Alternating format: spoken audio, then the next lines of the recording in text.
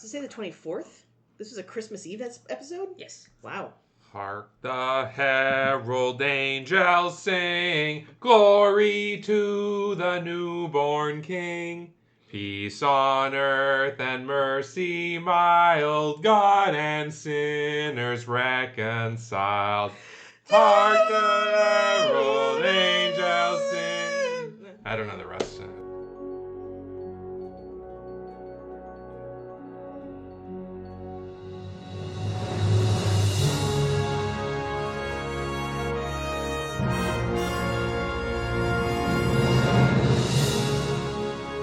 Hello, and welcome to A Star to Steer Her By, your favorite Star Trek podcast. My name is Caitlin, and with me today are... Jake. Chris. And Ames. And this is episode 411. Woo! And before we jump in, I'm going to give you the 411 Hey! on Season 3, Episode 11, Sukal of Discovery, I guess I should say.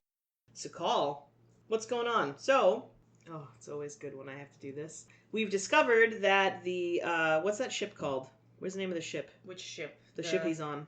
Oh, the the like Kiev. The Kiev, okay, cool. So, we've discovered that the Kelpian ship, the Kiev, which has presumably been, like, just sitting there in space for 120-something years, has a life sign on board, and we're like, what? And so, of course, we're going to bring our best and brightest down to check it out, that being Burnham and Saru and Culber. Culber gets to do a thing! And- Holy shit! And fucking For the first active time. morning face hubby is being like, no. And Culber, yeah, and Every Culbert is like, it'll be fine. Oh, I love him. So, the A plot is definitely that we're going down onto the Kiev and we're going to see what the fuck is going on. And what's going on is there is a Kelpian there named Sukal, who his mother died and of presumably during the burn. He died from the burn. I think it was the Question mark? radiation poisoning. Right, That radiation. killed- yeah, because the... Well, didn't Saru say that it wasn't radiation poisoning? That It the was marks both, on her head though. were okay. It definitely Well, happened alright. both ways. Okay, well, that's fine. It's radiation. I couldn't remember, but it was radiation. But so Sukal has been raised by fucking holo programs his whole life, which has left him a little bit stunted in the social department and like afraid of monsters, like a 120-something-year-old Kelpian probably wouldn't normally be. Yeah. Plus the holograms are all malfunctioning all over the place. Did he never go through Vahari? That's Presume? never said. Then why is he afraid of anything? But we saw an elder, and the elder hadn't gone through Vahari. Well, he was a holo though. yeah, but By so we knew what it was. 900 years in the future, we though, don't they know. knew that the Vahara... Oh, well, Anyway, he's an 8-year-old child in his mind, and he's afraid of the monster that gets woken up, apparently, which is also part of the program. It's security, isn't it? Isn't it just a security feature? What? They haven't really. Oh, made they it haven't got into it explicit yet? Well, anyway, there's a monster. There's a monster in my closet, and it looks At like... the end of this book. It looks... Did you guys ever watch Punky Brewster? Oh, none of it retained. Yeah, Oh. same. Like, definitely watched it. Don't remember any of it. Okay, I'm gonna ask anyway. Do you remember the episode where she just stop shaking your head? You don't know Ask yet. the audience. Ask the audience who All might right, know. audience. I know some of you are old weirdos like me. There's an episode of Punky Brewster where she and her friends like get lost in a fucking cave and horrible deaths await all of them. Brandon gets turned into a gigantic dog skeleton. Like Oh, Cherry you becomes a ghost. talked Oh, about this one before. here. Yes. Oh, well, the monster kind of looks like the monster in that thing, which Okay. they beat by using the power of love. Mm. But So that's maybe how that we're gonna will do it work. with this one too. I hope so. Anyway, so that's what's going on And the deflect Kiev. dishes. Meanwhile, while we're and the interest one of the interesting things to me anyway is that to fit in with the program, our characters have become different species than they usually are. Michael is a Trill, and Culbert is a Culber is a Stamets. Bajoran, and I know Stamets. I've never had that problem, but That's me. and Saru is Human. Ooh. So we get to see Doug Jones in all his beauty, Oh, which he's so I love. good. He's the best dude, and he's God protect and love him. He emotes so much with his actual face, and you're like, yeah, that's what most people get to do. Mm-hmm. Well, but he must have to because he wears all that shit on his face in like every role he's ever in. Like he Yeah. probably overacts his face like Mm. by default because he's always under shit. Anyways, so they're down there playing fucking nursemaid with this kid, doing whatever. Meanwhile, on board the Discovery, Sarana? What's her name? No. Osira. Osira, god damn it. No, not many nouns, but I don't know any of the ones that aren't on this page either. The ones that we've known for weeks. Yep, nope, not good with names. Osira has shown up, and so Tilly's been left in charge. Great idea. Yeah, very good. And Tilly and Osira have kind of like a catty cat fight across the fucking, which I hate. I hate everything about it. It's so lame. Like, oh, is your captain down there? I know you are, but what am I? What the fuck are you talking about? Did I do that? Like, what's happening? What the fuck? Anyway, it's not that bad. But I kind of wish he did just throw a bunch of 90s catchphrases at Osira to confuse her. Gag me with a spoon. That's the 80s, but it's still good. Close enough. Anyway, it's lame. I don't really care for it. But basically, Osira is wanting very badly to get her hands on Discovery. And I think she does it, right? Oh, absolutely. And she's like, oh, Stamets, we're going to go. And Stamets is like, I'm not going to do it. And she's like, yeah, you are. I have a mind control hat. Yeah, Nice. tough titties, bud. Meanwhile... Those should be outlawed. Yeah. They're probably illegal, yeah. Meanwhile, Adira is happy to welcome Gray back. I mean, I guess they're happy. I don't really know. It sort of seemed tepid. And There's discussions to be had. And I, too, was offended by disappearing for weeks and then just being like, hi, sorry. So, fuck you, Gray. And I loved when Stamets was like, you are lucky that we're at a memorial service, and I would look crazy if I kept talking to someone who's not really standing there, because I would give you a piece of my mind. And I was like, oh, Stamets is the best dad. And then Adira says, actually, Gray is over there. You're just yelling at Linus, which fair enough. Well, we all hate Linus. And then, finally... Oh yeah, Book gets super irradiated, as does Grudge. That was earlier, but yes. Fucking hell. Yeah, I'm going through... Oh, okay. And thankfully they're both fine. And I said to Chris on the way here, well, I guess it was to the grocery store, but you guys don't need to know we go grocery shopping before this. I told everyone, I got on the loudspeaker, and I said, attention! The only death in Discovery that anyone would have given a fuck about would have been if they had killed Grudge. Also, bananas are on sale for 49 cents. And then I was tackled, and I'm not allowed to go back to Market Basket. Mm-hmm. But anyway, that's it, I think. If they killed Saru, I'd be Well, sad. we saw something Sukal did that made us think, Oh, yeah. oh, this might have to do with the rest of the plot of the season. Remind me. He had a tantrum that exploded some dilithium or some shit. Oh, right. Yeah, so the burn apparently was caused by magic. Well, by a Kelpian child being scared. Yeah, magic. Yeah. Oh, actually, before, I did remember after we said it. They did establish that Kelpians don't go through that anymore. Vaharai? Because that's part of the way they proved Saru really was from the past. Because they were like, wow, you went through Varahai. Oh, they stopped the At some biological point, process entirely. Like, Yeah. like they evolved. blocker. No, they might have Okay. just evolved out of it. Yeah, who knows? Or something. Like, how, you're not gonna Is that how evolve- evolution works? Like, I don't think of it. Vaccines. Maybe, Vaccines save lives. Yeah, Well, but- maybe there was like a. But once they took back their lives, they didn't necessarily need that I'm anymore. just wondering if they because it is very traumatic. So I wonder if they do just take some kind of something that blocks it. You know? Do they still get the quills that shoot out of their heads? Not clear. No. We'll But find anyway. out next Or week. maybe they did make a genetic But engineering. whatever it was, it's not a thing anymore. Got Yeah. it. Okay. Anyway, yeah, Well, so... I'm glad, because when I thought of that, I was like, wait a minute, why is Yeah, he such a pussy? He should have gone through Vaharai. Yeah, they established it months ago. But it also seems like because being scared of everything seems like it's also a pretty big disadvantage. I mean, the thing is, you can still have fear after you go through Varahai. You're just not as Is it susceptible. Vaharai or Vaharai? I don't know. Ames. I I thought it was Varahai. I think it's Vaharai. Oh, you might be right. I don't know. But Vaharai? Anyway, the burn. The burn was magic. Hold on. yeah, the burn is magic. Oh, there's a town called Vaharai in Iceland or something. Fair No, enough. it's Vaharai. It is Vaharai. Okay. Yeah. But yeah, so somehow, because... I'm being a stickler about names all of a sudden. Yeah. What a fucking joke. Tony Todd. I still remember Tony Todd. Yay. I know. But yeah, so somehow radiation plus dilithium plus I'm afraid. I'm sure, like, the parents had to give him something to allow him to survive the radiation, so maybe he But- was also genetically manipulated in some Yeah, way. but how that made it so that Because He's the- psychically linked to dilithium. Because the writers needed it to be so, even though there were way, way, way better reasons why they could have had the burn be a thing. Yeah, And that's where I feel let down Well, by this episode. Okay, I'm gonna give them the benefit of the doubt, Why? which is not something I typically Yeah, that's do. crazy. Why would you But, do like, that with these okay. people? I'm gonna try to make this make some sense. So Good luck. it's a planet that's basically made out of dilithium, right? Mhm, Like mhm. that's what they've said.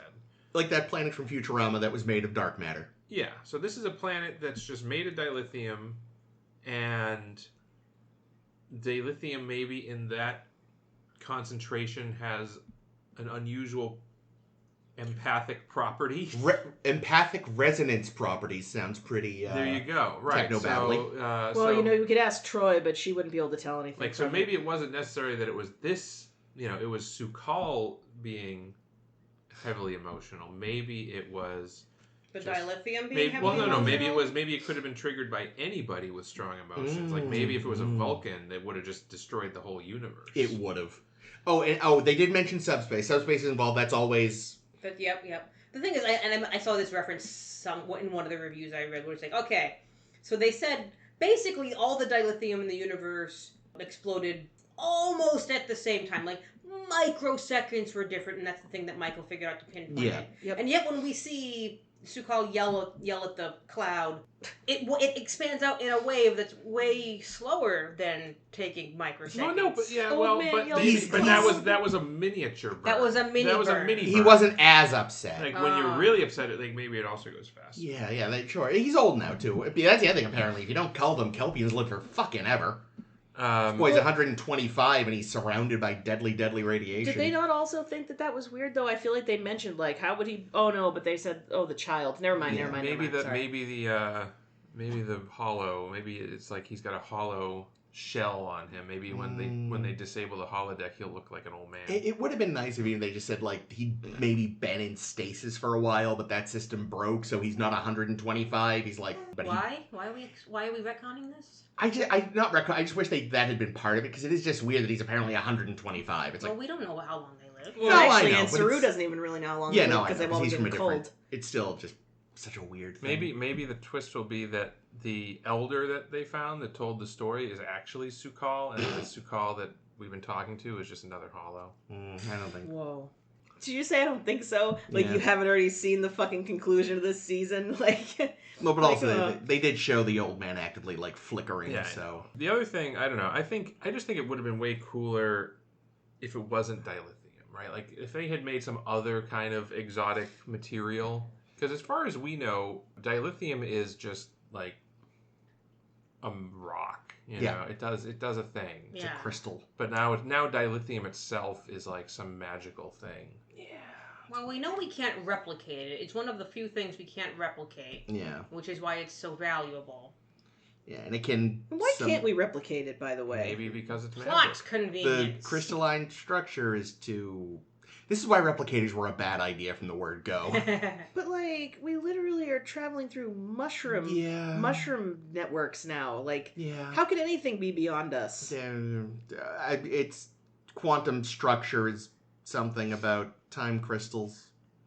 Did you just like throw something in my face and like run away? Yeah. Like smoke bomb. Ah!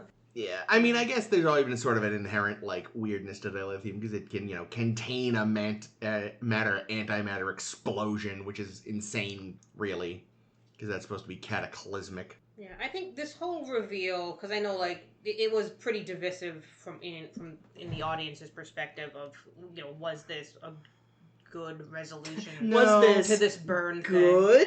And it just brings me back to a couple weeks ago when we visited Navarre and they thought they'd caused the burn and how much more interesting a story that is.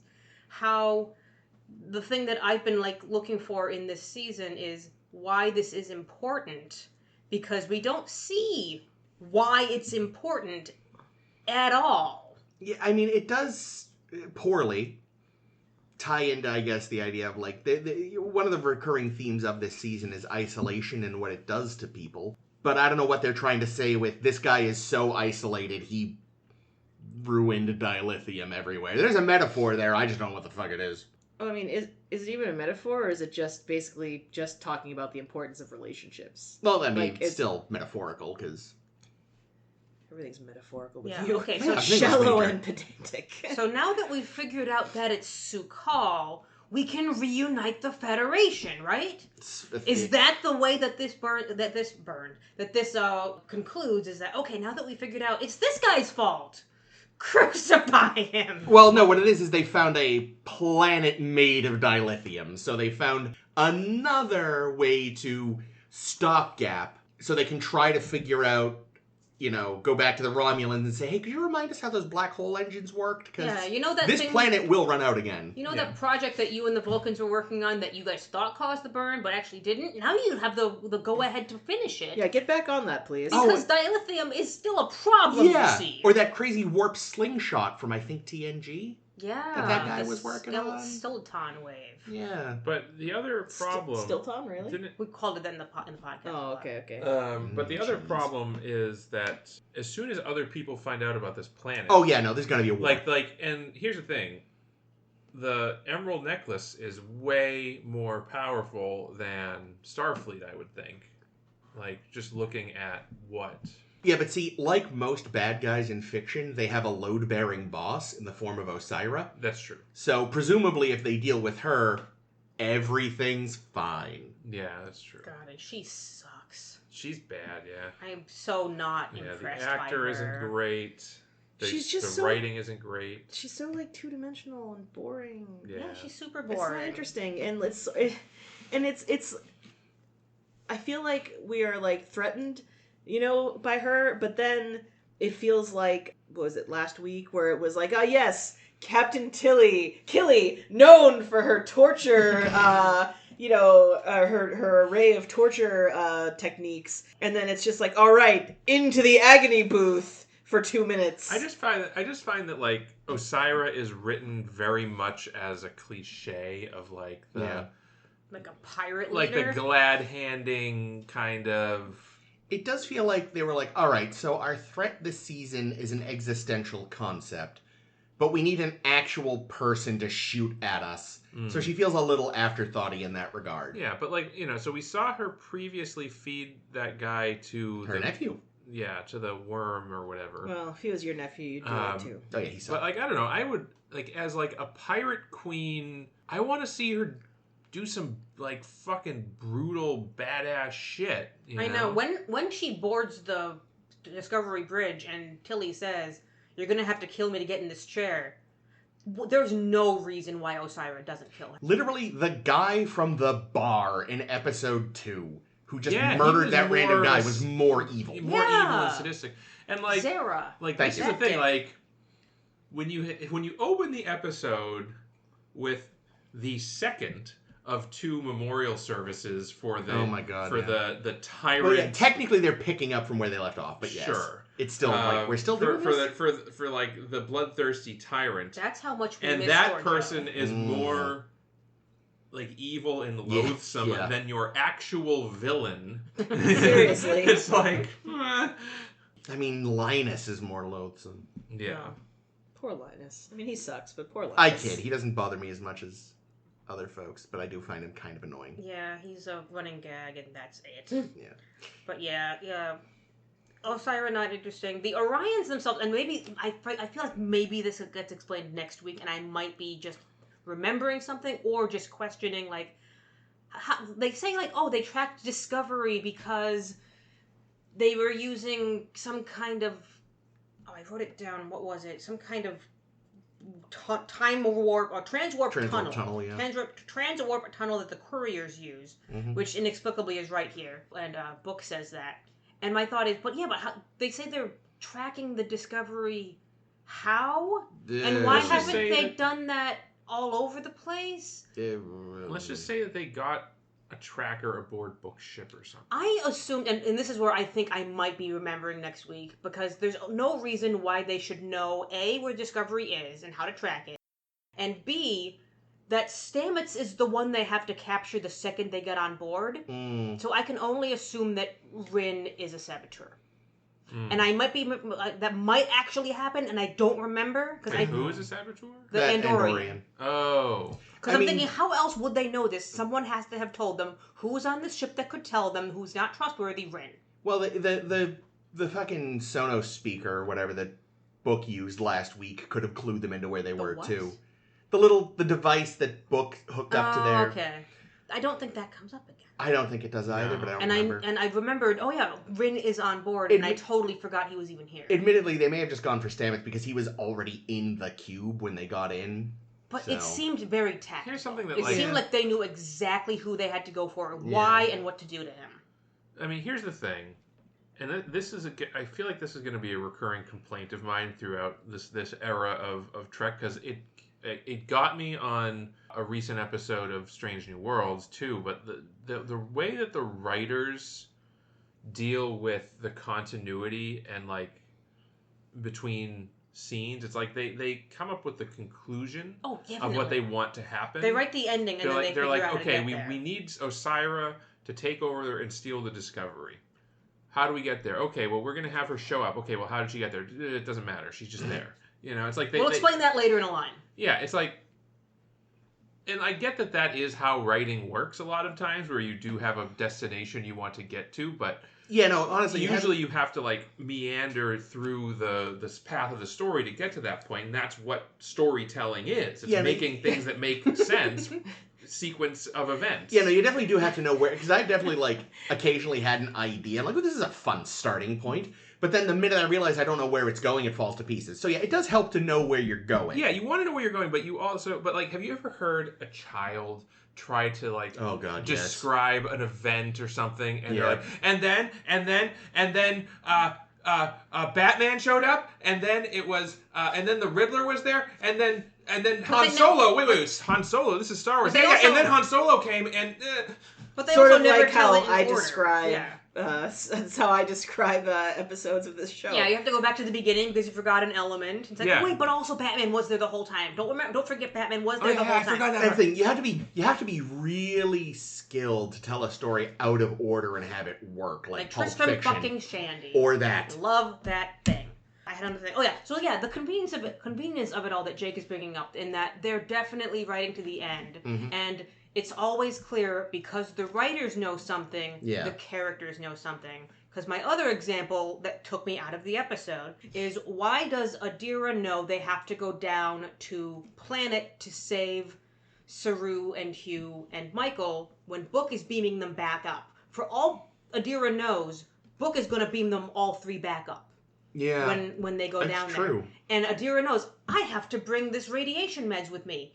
Even though we, the audience, know the away team brought radiation meds with them. There's no reason why Adira would know that the away team can't use the radiation meds. And then Adira puts the radiation meds in their mouth, which they would never know to do if the writers didn't need them to know that. Yeah, no, it didn't occur to me that, like I said, as far as they knew, everyone was coming back. Everyone should have, there's no reason why they should have been there, aside from the plot needs. Well, maybe other than the fact magical that dilithium the writers, I think, felt bad. They're like, oh shit, we've introduced this character of Adira, who's a really interesting character, and we haven't done anything with them in weeks. We've been writing in circles around this Gray thing for weeks. That thing, Gray reappears, like, where have you been? The writers finally came up with something for me to say.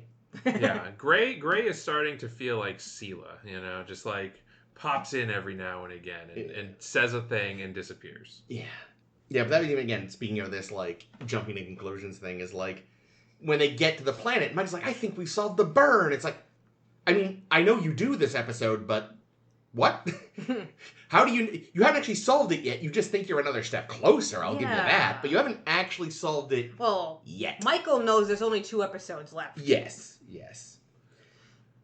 That explains so much. I also liked when Culber was insisting on going. My note was, look, the writers kept sidelining me when I should have gone. I am going this time. And what does he do when he's down there? Medicines. I have one job on this ship. It's stupid, but I'm doing it. In theory, he'll get to do stuff next episode with Sakal and Saru. We don't know this yet. But that's presumably what's going to happen, hopefully.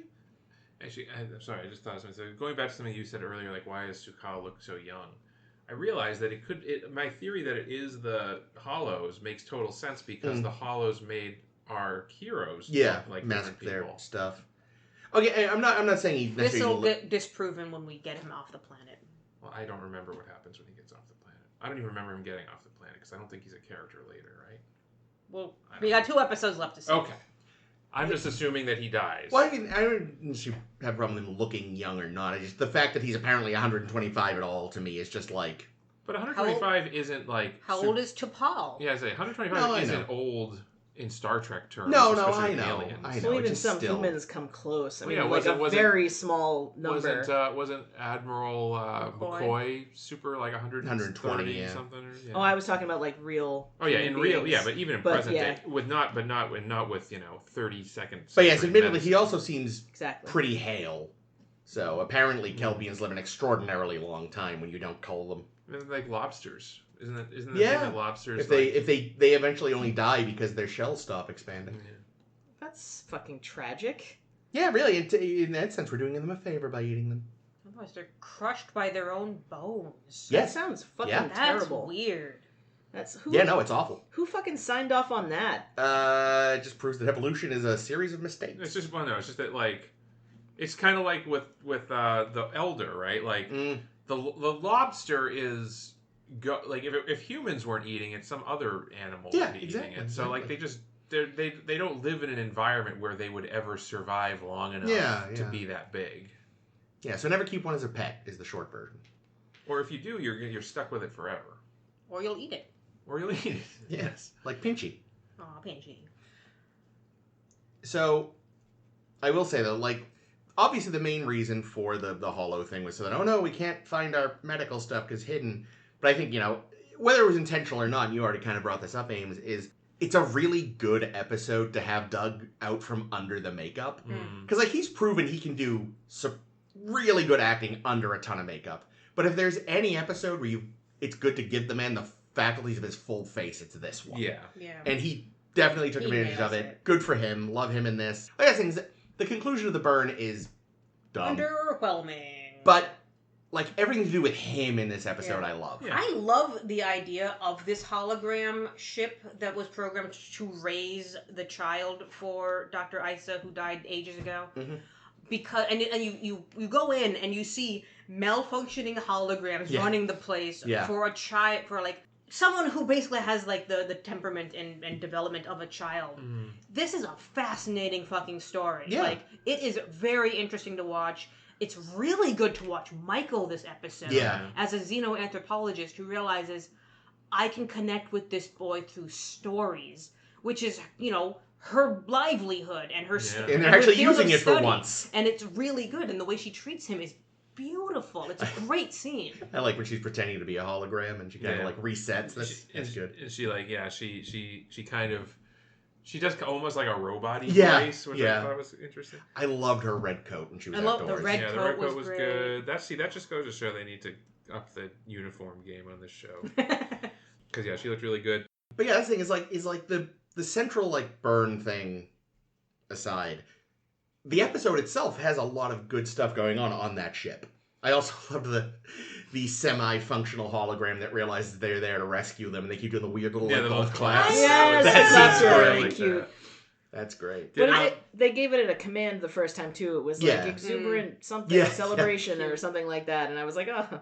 And just the fact that it's a Vulcan makes it even funnier. Did we see what Adira looks like? Did we see Adira? After Not yet. they They beamed, and that was it. That's always so we'll see them next episode. I don't remember what they look like. No, because I was thinking like, oh, there's a little bit of a missed opportunity here because obviously you have Saru who has taken on like a drastic change in appearance versus Culber and Burnham that basically Star just Trek look the aliens. same. Yeah, because that's how Star Trek aliens. Like I feel like do. they could have used the opportunity to put make Culber Klingon or something. It would be kind of cool to make Adira a Trill though. But Burnham's already a Trill. Well, I know, but I'm saying if they hadn't, saved it. Oh yeah, it could have been good to make them a Trill. So they could have made Burnham something more interesting. But I mean, I guess they wanted to. They Did wanted you to say like a Klingon? Is that what you were saying for Burnham? Burnham for or Culber or any Burnham would have been some fucking Oh, sick that would've shit. That fucked would with have her. yeah, that would be some second skin shit or whatever. What's it Mhm. called? Second life? What's Second the- skin. You're right. Oh, I was right. Yes. but Nailing it today, guys. I think they wanted to keep their principles as made up as possible. yeah, I agree. But yeah, and also it kind of like Fucking Burnham discovering that Hugh looks different, and then only after he's like, "Wait, you're Trill," like, and she like peels back the. that would have been a motherfucker. They finally let Culber go somewhere, and he's like a Nausicaan. Yeah, Poor fucking Wilson Cruz can't speak through those goddamn plastic turns teeth. into a Horta, Oh, and he can only communicate by melting the ground. I love Horta. His first line, God damn it.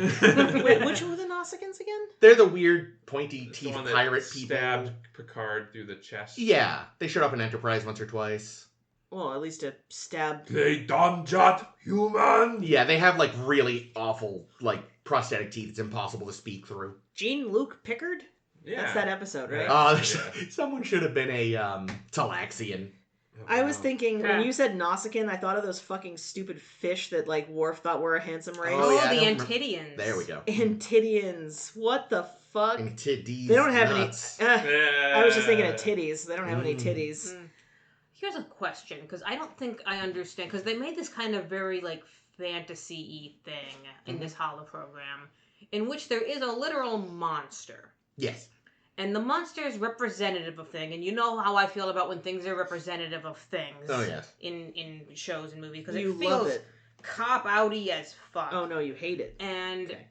I don't think I understand yet why the monster is significant. All I can figure, and I don't know if this is how it gets explained. I don't know if they explain it at all. Yeah, I know it's going to come up next week, and I don't remember if I at all I understood what the imagine fuck was going on. it was meant to be a security program that's just gone very wrong somehow, but I don't know if that's what it is. But they were saying, like, Saru was saying, oh, this is the monster thing Yeah. that everyone has to face to get past their fears. Which is a weird thing for his era of Kelpians to have. Like, I'm very confused why this is Yeah. a literal, like, it seems like a cultural milestone, but it's a literal monster. But if you know, like the monster, the face of the monster is kind of Kelpian. Oh, it's very Kelpian. So it's yeah. like it could be something from Kelpian folklore, right? Yeah, well, that's what he's. It's like it's a story to represent a rite of passage that they seemed to have.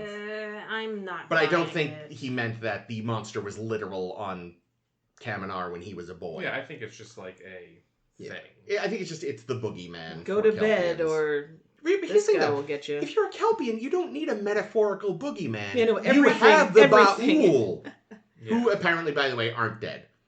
Yeah, shocking. Because the Elder mentioned that he keeps both Kelpian and Ba'ul history and mythology, and then one of the pages of the book is a Kelpian and a Ba'ul holding hands. Oh, they're friends now. Yeah. I hope the Ba'ul are still drama queens, though. Oh, definitely. That was like the best part of them.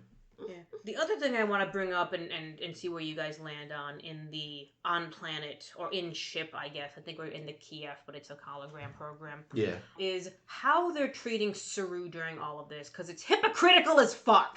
I do have a note. It's like, Michael saying someone might not be objective. Right? Like, if that had come out of Culber, okay. But it's like, Michael, buddy, do you remember the last 2 seasons of this show? You remember that woman we just had a memorial service for who's only here because you brought her here, you moron. So, like, we learn when we're talking with Vance, and Vance is giving them the go-ahead to go do really, really insane things. Mm-hmm. And Saru says something like, oh yes, and then we'll go save the life sign, which they call a life sign most of the time, which is very strange to me. But that's beyond the They point. didn't know yet it was definitely Kelpian. Person. So. Save the survivor. There we go. That would have been a better one. Yeah, because life sign sounded fucking strange. And he says, we'll save the life sign. And Vance says, we?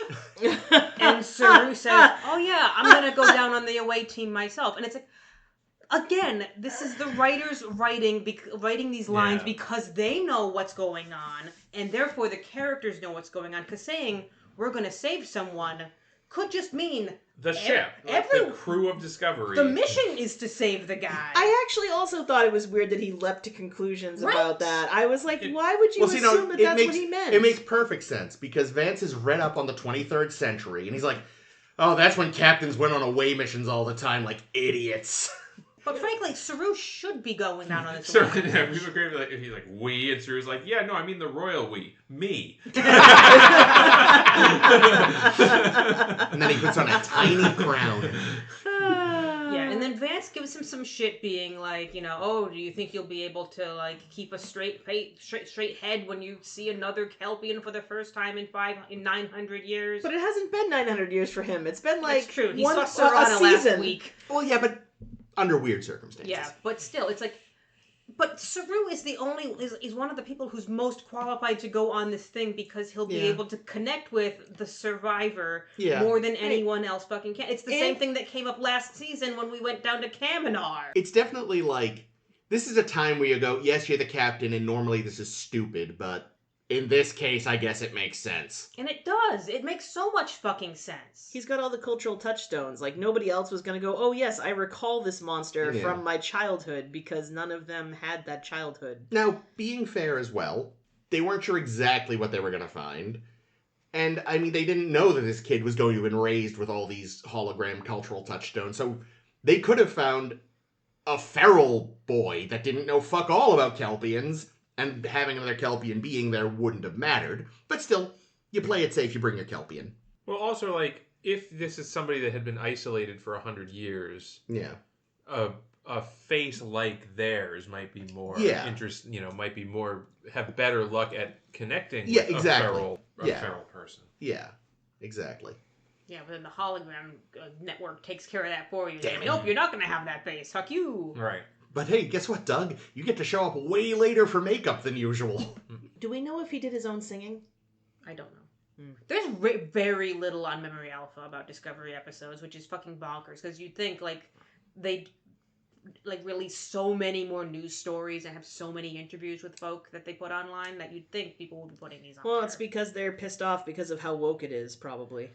Then there's just been less time for people to sit down and do it. So we're down in the Kiev, and even Culber is giving Saru guff, being like, "Oh, don't get too absorbed in the Kelpian shit. We have a thing to do." And it's like, you guys are doing it together. You're learning the things together. Yeah, but why are you guys treating Saru like he's a child on his first away message?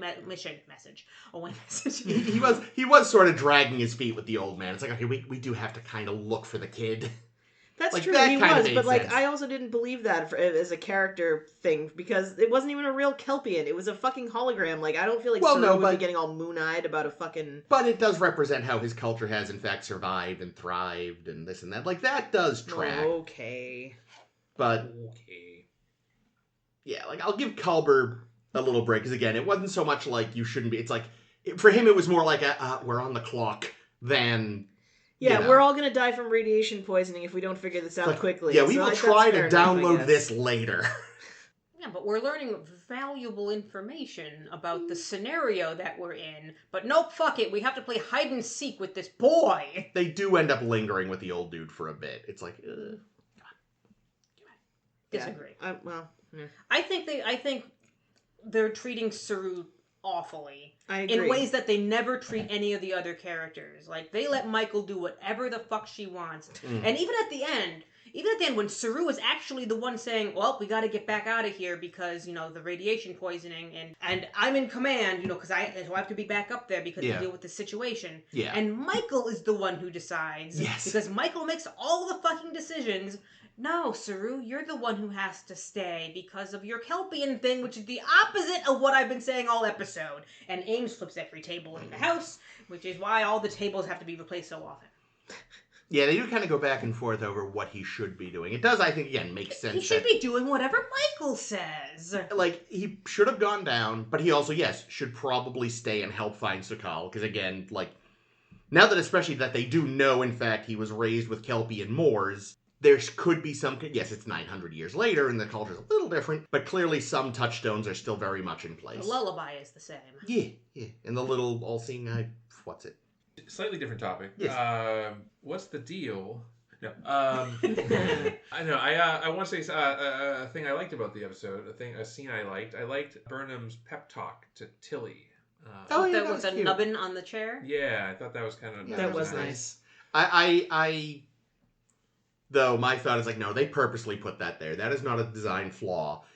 Because those are two completely different chairs. They would not have the same arm manufacturer. Or maybe it's just like, well, that's where the sprue for where it was, you know. We definitely had the moment back when we covered captain's chairs on a Blogtivity a while back. Hey, go check it out on Tumblr.thing. And we said, like, we looked at the Shinzo chair and we looked at the Discovery chair and said, there's no way they have a nubbin in the same fucking place. No. Unless, again, they purposely just put a nubbin under all the... I don't know what that means, where the nubbin is on the Constitution-style chair, because that doesn't have, like, an underside to the arm. The nubbin is Bring the your own fitty nubbin. button, yeah. Kirk just thinks he just thinks it's the nubbin, and he just keeps ejecting people out of that ion pod. Whoops. But I agree, that scene between Michael and Tilly is very good. No, it is a good scene. It's a good scene. Only slightly undercut by, you know, the whole point of the scene is like, you've got this. And then 10 minutes into being, you know, the acting captain, she loses the ship. Hey, look, there's an old tradition dating back to TOS of losing the ship. Really, you aren't really a captain until you've lost your ship to people you really shouldn't have lost it to, like the Ferengi. Yes. Whoops. Yeah, in this one, like, I think there's no way any other captain would be able to keep the ship from Osira in these circumstances. Because I think it was they were both cloaked and they only got uncloaked when the mini tantrum happened. Yeah. And both ships uncloaked and unthinged and what have you. No, I wasn't being critical of Tilly. I think she did fine. Yeah. It's just funny, as it always is. Yeah. You know, like when Troy gets to fly the ship. Every time, Deanna. The saved fucking lives. Yes. Yeah, big time. Bev tried to order it into a sun once or something. Twice. 3 times a lady. About Osira and taking over the ship. Mm-hmm. So, have we seen it before where the Discovery can, like, have another ship piggyback on its jump? No, but they've never said they couldn't either, so... Well, I feel like wasn't there a time when the Discovery and Enterprise both had to go somewhere in season 2, and Discovery was able to jump there, and the Enterprise had to take the slow route? But they didn't have those octopus hentai porn tentacles. It's been 900 years, so they've got tech now that lets them. I guess so. It does.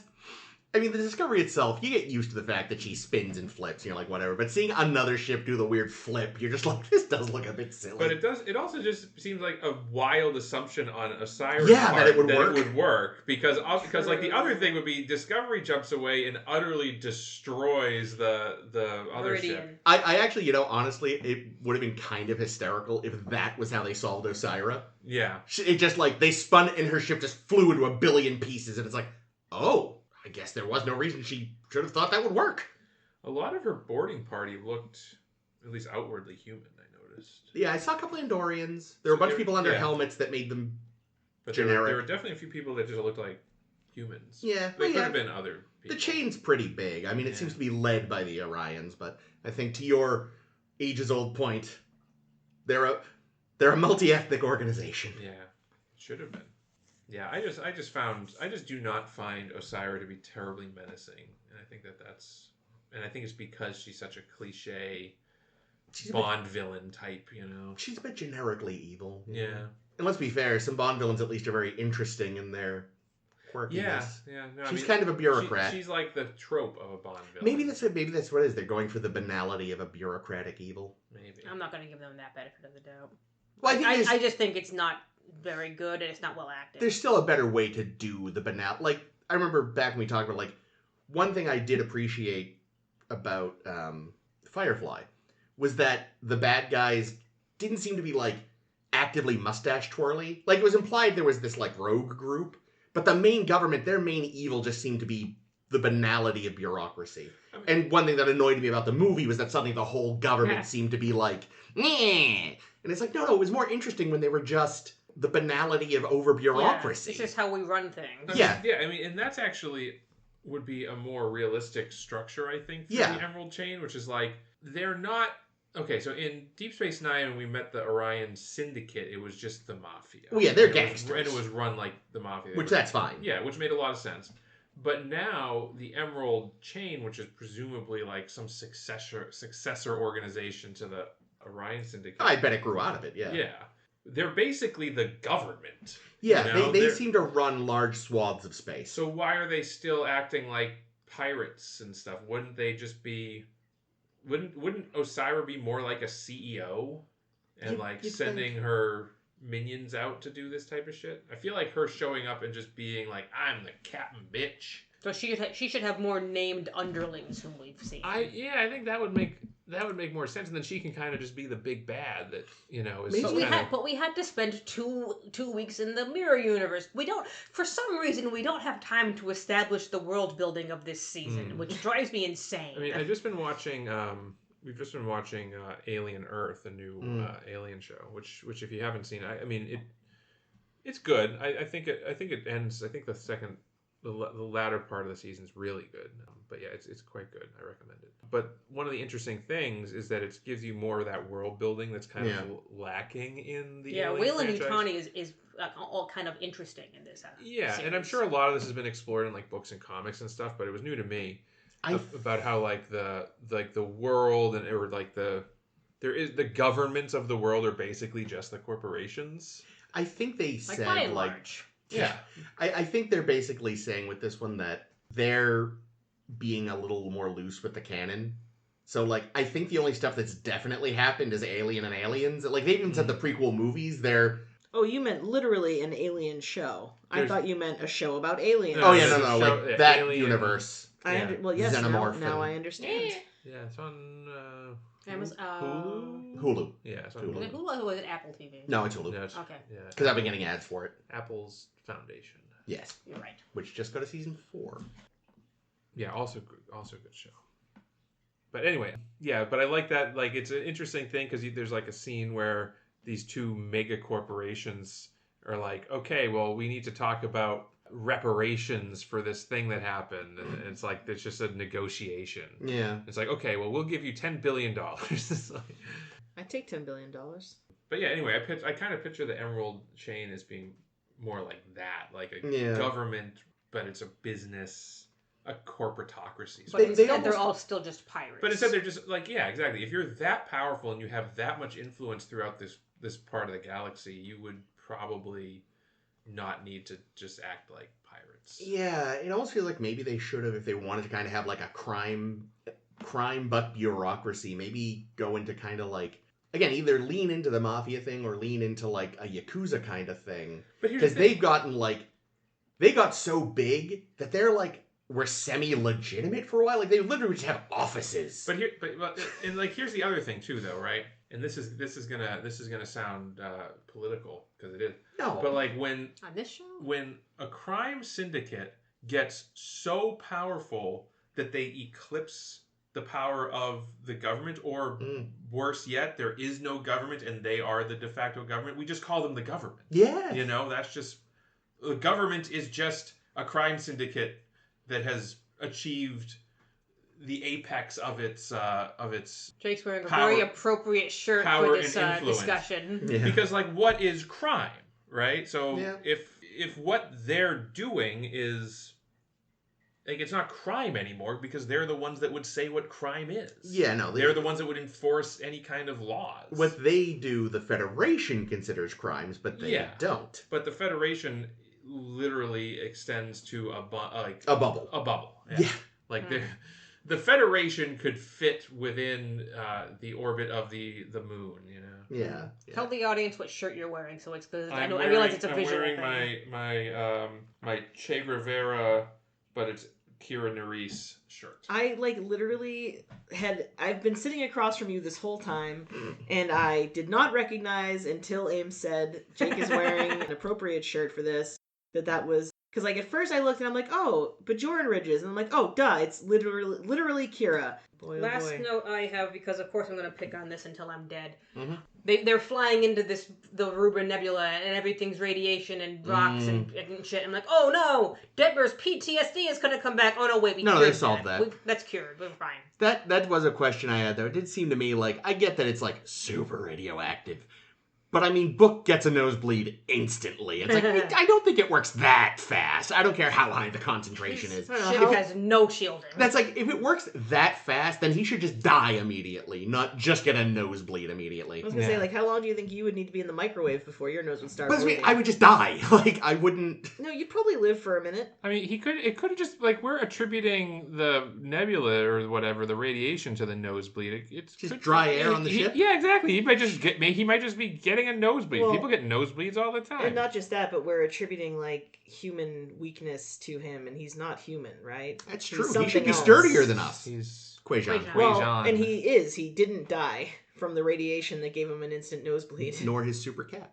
Well, that's because She's a she's queen. super. Yeah, that's true. Is Grudge on this ship at this point? Yes, they mentioned they had to give her DNA therapy, too. Why wouldn't they just leave Grudge on the other? Didn't occur to him. Yeah. Didn't have time. Yeah. God, I love Grudge. Just beamed her into the captain's chair. It's like, Tilly, you take care of her.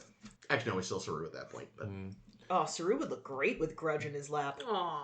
But yeah.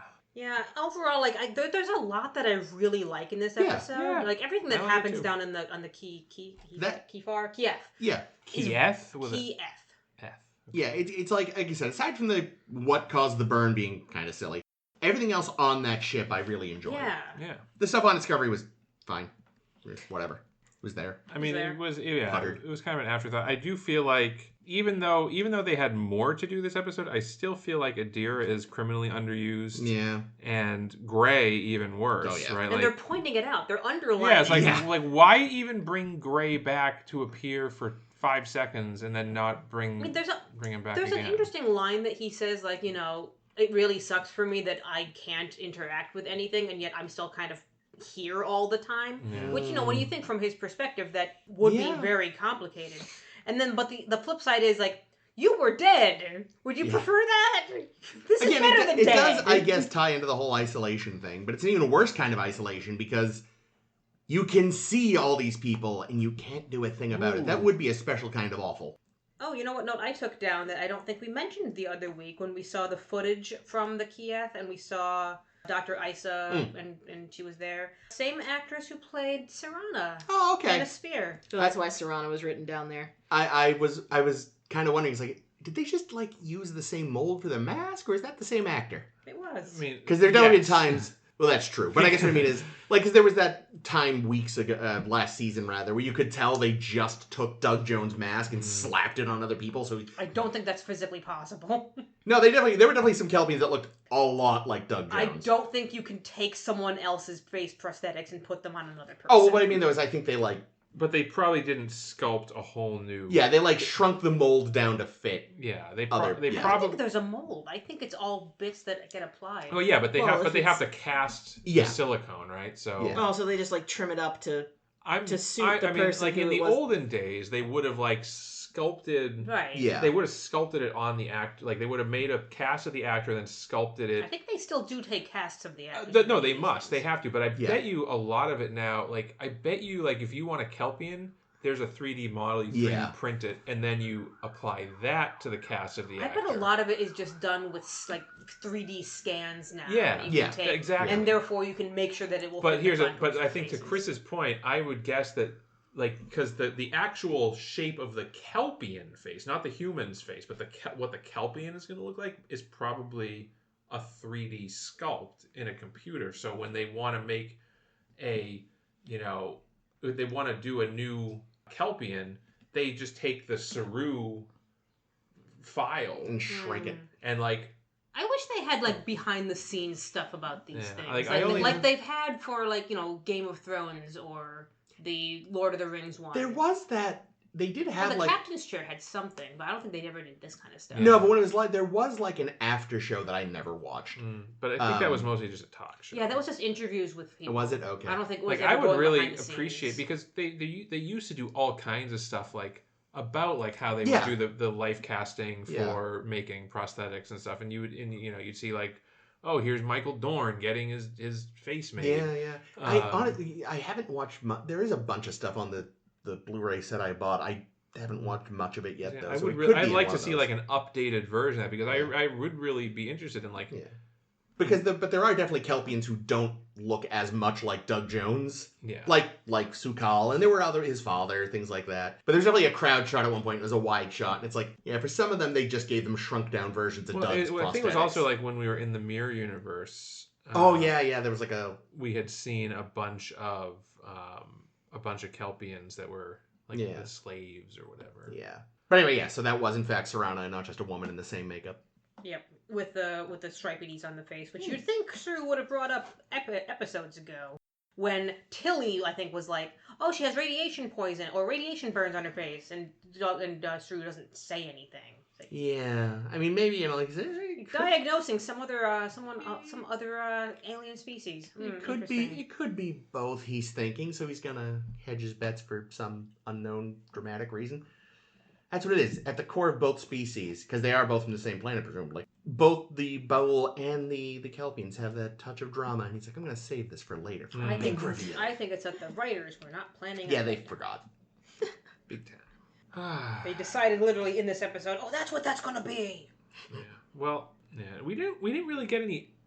Did we get any exterior shots of the? When the Discovery could have thrown the Kiev. The Kiev. Yeah. Did we see what the Kiev actually looks like? I don't know that we did. No, they never show the ship. They may have shown it in like a schematic a few weeks ago, but I don't think we've ever actually gotten a look at her. I mean, for that matter, we do get a pretty cool new ship in Cyrus ship. What's it called? Viridian. The Viridian. Yeah, and it's wasn't that from fucking Generations? The Viridian was the planet. Yeah, it was the star system that they were in. It had it wasn't a super exciting ship, but we've seen it before in the episode where we had the attack. This is all we get of the TF. Oh. Yeah, she's a stand-up-y girl. Is it a Klingon name, or is it a? It's a Kelpian name. Is it a Kelpian ship? Because it's like a Federation ship, isn't it? It's the KSF Kiev. Oh, okay. So Kelpian. Space Force. So it's not a Federation ship. Okay. No. But it has a lot of Federation holograms on it for some reason. Science. Yeah, you'd think you'd be taught by more Kelpian holograms. Those broke first. But yeah, anyway, so Osiris is pretty cool. I like the tentacle grapplers. Reminds me of the grappler on NX-01. Oh, yeah. Which is like, why would, if you have programmable matter, why would you have like these physical grappler arms? What? Well, maybe they were being used as something else, and now the programmable matter has shifted them into arm form. But is it the coolest ship in Star Trek? No. Is it the coolest ship in sci-fi generally?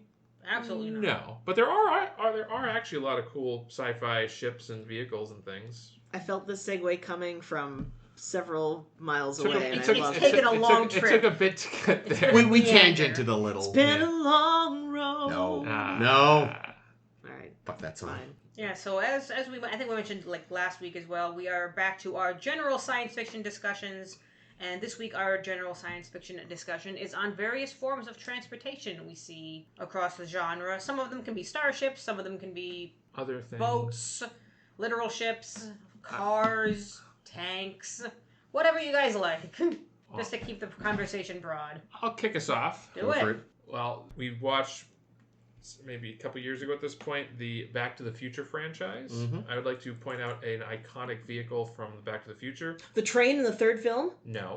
Oh. The hoverboard. That is a vehicle, isn't it? Which they don't work on water. No, unless you got power. Bojo. But they are very cool, and that was like I so wanted a hoverboard when I was everyone a kid. did. I didn't want a skateboard. I would kill myself on a skateboard, but if you gave me a hoverboard, I'd love it. You could kill yourself even faster. And then they gave us hoverboards, quote unquote, which are bullshit. I was so disappointed. Which are just they're not even. They're like just like segways without handles. They suck. Yeah. Man, there was a place I worked where the boss had one of those. Oh my god. Would he go around the office on it? Did you laugh at him every time he fucking wheeled by? No, it was, I used it once or twice. It was fine. But he took a spill on it once, and it was pretty good. Did you get it on tape? No, I didn't get it on tape. Damn but it. It's like, yeah, I guess that's why we don't have mechanical devices like this around the office. Guess this is why we just walk our fat asses from A to Z. Sorry, pal. You can get conveyor belts. That's like those fast walking things in the airport. Yeah. Love those, but those are even harder to get off of without like stumbling than an escalator. Those things are the devil, or maybe I'm just stupid. It could be both. You need like a slip and slide. Ooh. I thought you were going to also bring up the other vehicle we see in Back to the Future. That Jake. dump truck that puts that dumps shit. That's on the one. Yeah. That's the one. Oh, the Biff's It's convertible. Convertible, yeah. No, of course, Back to the Future also features an iconic sci-fi vehicle in the DMC-12 DeLorean that has been converted to a time machine. It's amazing what a fucking footnote in automotive history that car would have been if not for this film. Right. Those films, rather. And now, it's arguably, it's the progenitor of the Cybertruck in a lot of ways. Yeah, That's so except way upsetting. prettier. Which is upsetting. It's like, damn it. You know what's funny is when we did our Back to the Future coverage and we were talking about how, the DeLorean became the iconic shape because it's such a different shape. And we said, what would it be today? And this was before we were doing a lot of talking about the Cybertruck. Yeah. And then we realized, after it came out, I said, oh no, that would be the Cybertruck, wouldn't it? Son of a bitch, I mean, what a terrible car that would be. It's very consciously...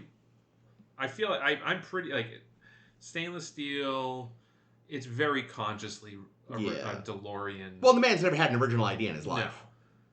No. And it was... How do the doors open on a... Normal. Just like normal doors. Normal doors, yeah. But there are Teslas with the gull wing doors. Of course there are. So funny. he's definitely very inspired by that movie for some reason. Well, the man... He's Biff, but he thinks he's Marty. Yeah, well, he loves Deus Ex, and it's like, dude, you missed the point. And the Deus Ex creator actually recently said the most depressing legacy of that game is that Elon Musk claims to be a fan. So I was thinking about vehicles, and I was like, oh man, you know what counts as a vehicle? The wide array, but I do have specific ones, of pilotable mechs we get in largely Japanese media, but of course in America we've got the robots of Pacific Rim. Oh yeah. A lot of people our age would have been introduced to giant mechs by either Power Rangers or Gundam Wing, and then there's just the whole Gundam franchise, which has just so many of all sorts. Gundam. Every time I hear that word, I think, Gundam it. Yeah, in that vein, Jake has just started replaying Breath of the Wild because it's such a beautiful game. And I literally just thought yesterday, oh, the Divine Beasts. Oh, They're a great form of transportation. And in Tears of the Kingdom, he literally has a mech suit. Yeah. Although that one also kind of has a mind of its own too, technically. Yeah, he can pilot it, but it can also is follow a person. him around. Yeah, so that one's it's a weird hybrid. It's like a robot. Yeah. Bringing it back to more like vehicles on the ground, I wanted to talk a bit about Mad Max vehicles. The Pursuit Special? Is that what the thing in Mad Max Road Road Warrior is called?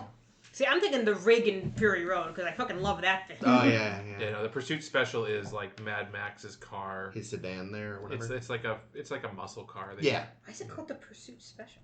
That's just what they call it in the movie. That's funny. Okay, in the first film, he's technically a cop, isn't he? He's a cop, and it's the last of the V8 Interceptors. Right. But yeah, so that's another car that I just like. It's an Australian model, obviously. They never sold a car like that in the U.S., but I'd import one if I could because damn, that's a cool car. Yeah. I like the ornithopters from Dune. Ooh. Oh, that's a good one. I didn't even think of that one. Because I love that design. New Dune or old Dune? I don't know, the ones that look like dragonflies. New Dune. Yeah. Which is that design definitely hews far closer to how they're described in the book. Yeah. In the book, they're described as being kind of insect-looking. In the late they're 20s. They're called ornithopters. You would think. Yeah. And I just think that's really cool. It is. Yeah. I mean, I don't know how realistic it is, but I like it. I like the look of it. I like the idea of it. I like dragonflies. I'm in. Yeah. I have a lot of starships on this list. There's so many. I'm going to skip some of them for now. We'll get back to them when we do the lightning round. But one starship that I do want to particularly highlight because it's fairly unique, or maybe not unique, but it's unlike other starships in most other sci-fi, is the RLS Legacy from the film Treasure Planet. I've never seen that one. Treasure Planet. It's a Disney animated film. Oh, isn't it actually like a space sailboat? It's literally a star. Yeah. It's literally a tall ship.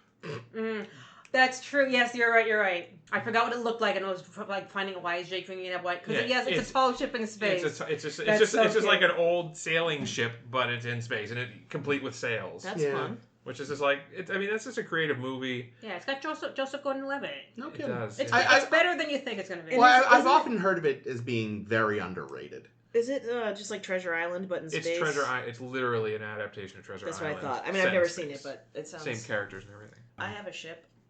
Yeah. The ship in Final Fantasy IV called the Whale, which is an airship, but it also takes you to the moon. Ooh. And I like it because it's not only will it take you from Earth or whatever planet they technically live on to the moon, but it also has like a dorm so you can rest and heal your party. Oh, it's got the big chocobo so that if you've stored stuff, you can talk to the big chocobo and get the shit you've been storing. Maybe that's all it is, but anyway, it's a big cool looking motherfucker and I love it. And as much as the sci-fi coming from left field in that game and really pissing me off, I do love that ship very much. There are, of course, several Final Fantasy airships named Enterprise. Yeah. Mm-hmm. The second airship that you... No, first airship? The first airship you get in 4, I think, is the Enterprise. But yeah, almost every Final Fantasy has an airship. The most overtly science fiction one, of course, is 7. Is it? I would say so, yeah. That's the one that, like, I think has the least obvious fantasy. Oh, like it's not steam, Aesthetics. it's not steam powered. Yeah. How's about going back to ground-based transport? Ecto-1. Yes, I'm glad you brought up Ecto 1. I love that was car. waiting for someone to... Because it's another one that's just instantly recognizable. Yeah. And actually, even the 2016 remake Ecto 1 is very fun, too. Hmm. Because it's still just, it's an old hearse. That's great. I was definitely worried, like, because it was a newer movie, and it's like, look, Paul, we'll let you do your Lady Ghostbuster, but synergy, so the Ecto 1 has to be a Land Rover or something, because we've got a deal, and blah, It's blah, a blah, blah. PT Cruiser. Yeah, so I was glad Actually, that it was... might work. That could have... Because that car was kind of a flop, so... But, like, the fact that it was just, in the 80s, it was like a 40s or 50s ass hearse. In the 2016 one, it was like, or 20, whatever it was like a 70s hearse. So they kept to that, and it had a bit more red, too, which was just a nice touch of color. Nice. The Heart of Gold Yeah. Yep. from Hitchhiker's Guide, which in the book is described as looking kind of shaped like a tennis shoe. And that is definitely what if you look at the miniseries version, they kind of hewed towards that. Huh. And then, of course, in the movie, it looks like a huge eye. Yeah, the movie version, like, It's there's a interesting. lot of choices the movie makes with the material that you're like, okay, Which fine. is too bad because once again, there was never a person born to play Arthur Dent so much as Martin Freeman. Same Honestly, with The Hobbit, he is Bilbo Baggins, and yet he got given this bullshit of a trilogy of movies. I will say, like, it's both the miniseries and the movies, like, nailed their respective Arthurs and Fords. Like, I have no complaint about either version. Because the original Arthur, too, he's so good as well. But yeah, that's an interesting one. I don't think they ever say what Slartibartfast's ship looks like, but I love the Beastromathix drive, which is even more powerful than the Infinite Improbability drive because it works based around the idea of, like, the breakdown of mathematics and reality when people try to split a bill. Like, literally, the engine is a fake Italian restaurant with a bunch of robots and one empty seat where the human sits, and you argue about a bill to power the ship and make it fly. It's astounding. If you put me in there, That's true. the You'd ship break would it. It break. would not work. Yep. I'll get it down to the cent. I got a couple. I'm gonna 2 Ooh, video game clumping. 2 video game ships, only because they're both in the video game category. They otherwise have no relation. So one of them, I'll see if any of you pick this one up. Good luck. Oh, Star Fox. Shit. The The, Great Fox. Great- Great Fox, yes. the mothership from. What are the fighters called? I don't remember. what I the didn't play fighters those are. games as much as I think you guys did. So. Oh my god, I played it so much. I played it every day after school for like 2 years, it feels like. The N64 one could turn into a tank, right? Or was the tank a separate vehicle? You can turn it into a tank and you can turn it... No, No, the tank it was was a a separate- separate it was a vehicle and separate there was vehicle. also a submarine. Or like a Oh, okay. submariner thing. Was there a third thing? I remember the tank could barrel roll also, which Yeah, was the tank weird. and barrel roll. I actually recently unearthed my N64 and my copy of Star Fox, so you fucking best believe. Nice. I think in Zero it could walk. Like the but ship yeah. could sprout legs and you could mech around What in a it. great fucking game. What's your other video game, Jake? The other one I want to mention is the unnamed spaceship from the game Outer Wilds, Oh yeah, that thing. which is really cool ship because it's basically made out of wood. Delightful.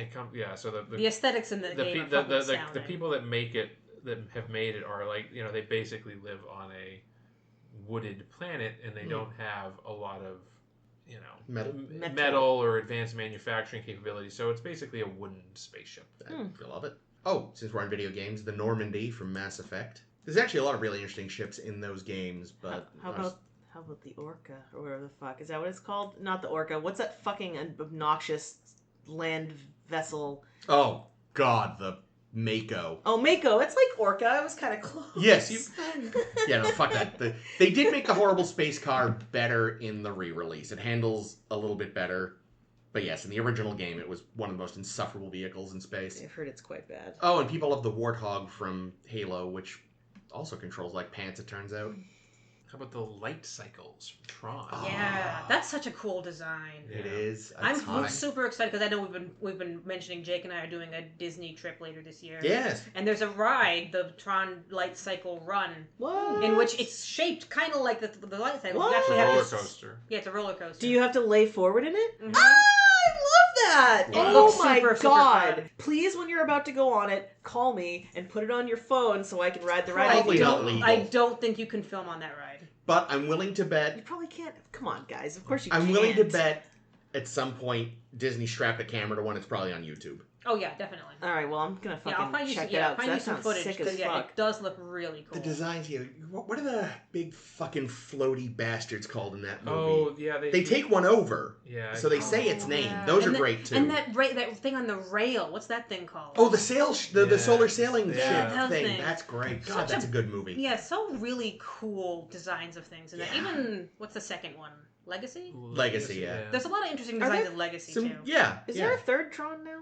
It's They're coming. coming. Jared Leto's in it. I refuse to see it. Jared Leto? Yeah. Why? Ruining everything. Guys, why? Stop casting Jared Leto and stuff. He sucks. Just proof that you can't get canceled in Hollywood. Seriously. But, like, normally you have to be successful to not get canceled. He's not, so I don't get it. Anyway, we've done this before. Sorry. What about, can we talk, is the Batmobile count? Yeah. Comics are in such a weird area, so let's say sure. It's more than Yeah, comics. I'd you say you see the Batmobile Batmobile all over the TV, place. movies. Yeah.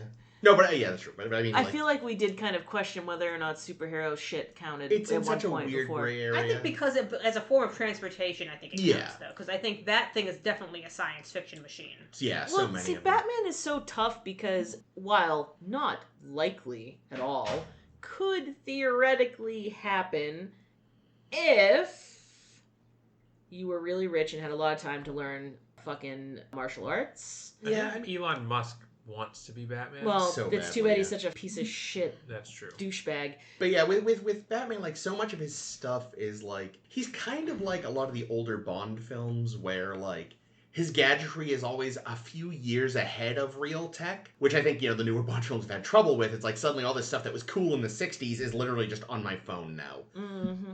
But the one thing that ruins it is, and I would argue puts it into sci-fi territory, is the Lazarus Pit. That's more fantasy. But yes, he does have a lot of sci-fi-ish, but like, I mean, Clayface is like a horrible mutant issue. Ivy is a science experiment gone wrong. Or right, depending on... Yeah. Like, a lot of his villains are based around... He leans more towards, like, the explanations for his villains tend to be more like pseudoscience as opposed to magic, but... Yeah, and that's what I like about Batman. That's one of the Yeah. things that I like about him, and so I would say he counts as being sci-fi-ish, but... Yeah. Now, which Batmobile do you think is... The 1960s. That The one's least good. sci-fi Batmobile of all time. I It would is pretty, though. I would certainly go with the Burton Batmobile, Very iconic. since I hate the Tumbler with a passion. I do like the and- Battinson Mobile. The what? What? The one from the new movie. Oh, I don't even remember that one. It's basically just a car with a rocket on it. Yeah. Just a Well, that sedan. definitely sounds like some kind of science. Not good science, but science. And I wouldn't like, and the Schumacher, just like everything else with the Schumacher era, the Batmobile is like a parody of like what it should be, so I would never count that. Yeah. I continue to feel bad for Val Kilmer for being such an actually probably pretty okay Batman and having such a terrible Batman movie. You know? Anyway. Cool. So yeah, I guess I would say the Burton mobile.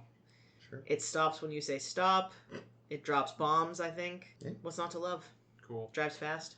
The only vehicle we know of in Fallout is the Pridwin, that big old Brotherhood of Steel Zeppelin blimp thing, which you see How from do you spell that? I want to Are say you sure it's actually pronounced Pridwin? Yes, because they say it in Fallout 4. Okay, because it sort of sounds like Prydain, which is the Prydain Chronicles books, which is, it's a Welsh. Well, I think Pridwin might also be a Welsh My word. guess. It's probably a D. It's Prydw. YN? I don't remember. Ah. But yeah, like you see it from a distance in the TV show, but it's a major like base in Fallout 4. But yeah, they say Pridwin in the game. They could be mispronouncing it. I don't know. They're mispronouncing their own words. Well, again, it's probably Welsh. And Tim Russ is the captain in the game. Aw, Tim Russ. I only have a couple things that aren't spaceships left. Okay. One of Spaceship. which, just because it's such a bizarre fucking thing, and I'm going to count it because I can. Go for it. This is my block activity. That space folding thing from Dune. Oh, hell yeah, the original Dune? Or the new Dune? Any of them. Either of the Dunes have an interesting space folding. The original thing. Dune is horrifying, though. It's that fucking weird... The Navigator. It's an ood fleshlight. Yeah, they're apparently in like the books. They're more like almost like some weird hybrid of human and manta ray. Apparently. So bizarre. Yeah. But so clever. Like, Yeah, that's an yeah. interesting way of getting around. Oh, for sure. Yeah.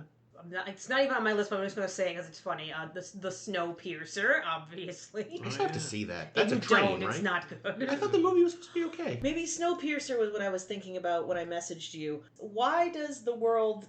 Why?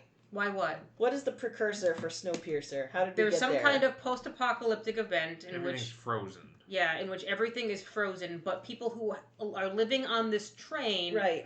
can survive because the train is constantly moving and never stops. Is the precursor to the events of the thing that they tried to like block out the sun to stop like superheating the earth? If they did, I don't Right. remember. This is what I That was might have thinking been of. it. I mean, I said That Snow sounds- Crash, but I was thinking of Snowpiercer, and I Snow could Crash be is not wrong. that. No, it's sounds not. familiar. I know. That does sound familiar. Okay. I mean, that's also a plot point in The Matrix. The Matrix. Yes. Yes, Yeah. yes. Chris told features me that. The Nebuchadnezzar. Ooh, Yeah. that's Another a good cool one. sci-fi show. That's a fun thing, yeah. That's really hard to spell. Yes, but your computer will know it, so Well, it might I'm- fill it in I'm- for you.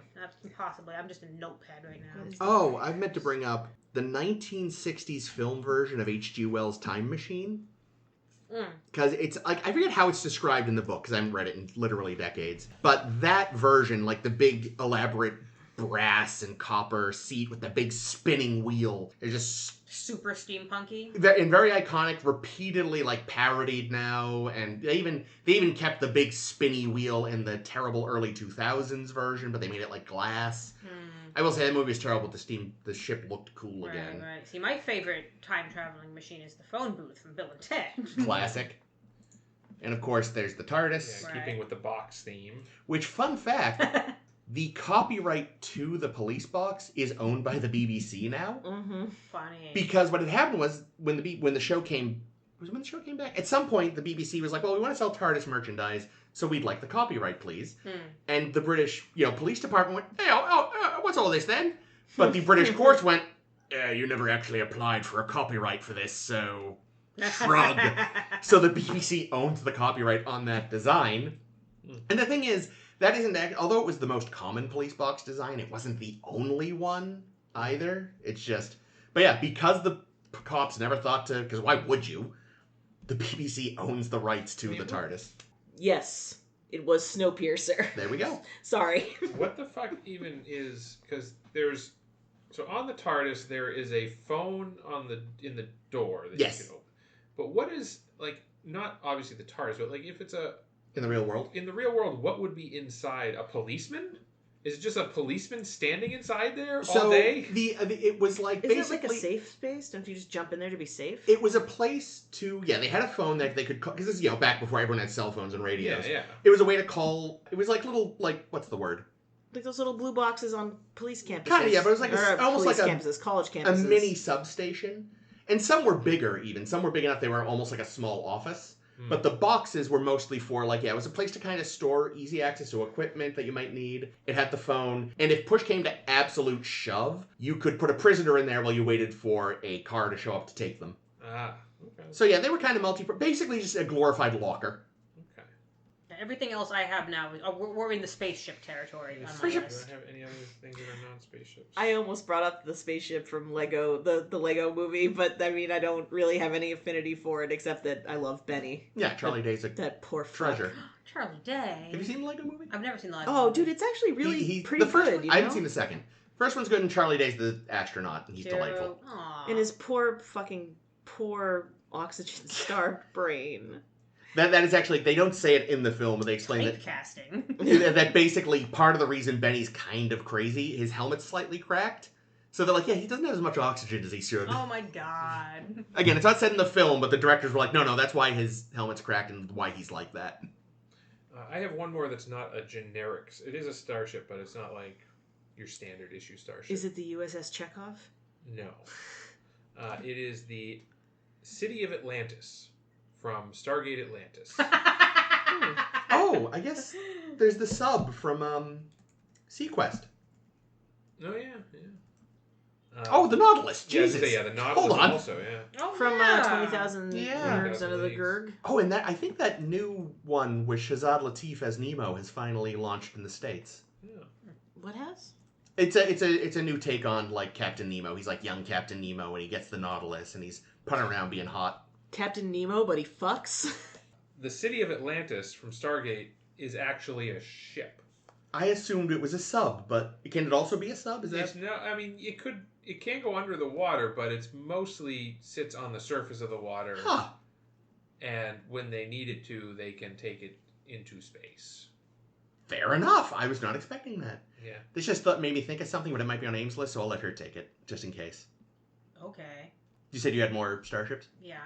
I imagine it might be on the list that you were gonna. I have it's a long list. I was gonna let you guys pick them off. Well, then as far as a spaceship that can also be a submarine, technically, the Planet Express ship. Mm-hmm. Yeah. Bessie. That's on my. Wait, she has a name? She has a name. Her name is Bessie. When But in did the they show, name they her? always don't know. they always call it the Planet Express ship on the show. Ah. Somewhere There's even like the good ship Planet Express. Yeah, ship, isn't that? I think I still haven't seen a lot of the newer seasons, so it might just be from a newer episode. It's about time she got a name. also on Futurama, one of my favorite forms of transportation, Scooty Puff Jr. Oh yeah. Straight up Junior. Although I hear it sucks. It does. You need a Scooty Puff Senior. Oh, that's got some fun ones too. Like they're all ridiculous. The what's that Brannigan ship called? Shit. The Nimbus. Yeah. It's fucking needlessly big. The mom ship that looks like her head. Mm-hmm. The flying saucers of Percy I-8. Cue audio issue here. Yeah, one of my other favorite like space comedy ships is obviously Spaceball 1, especially yeah. when it turns into Mega Mega Maid, Maid. which Yes. is fucking excellent. Yep.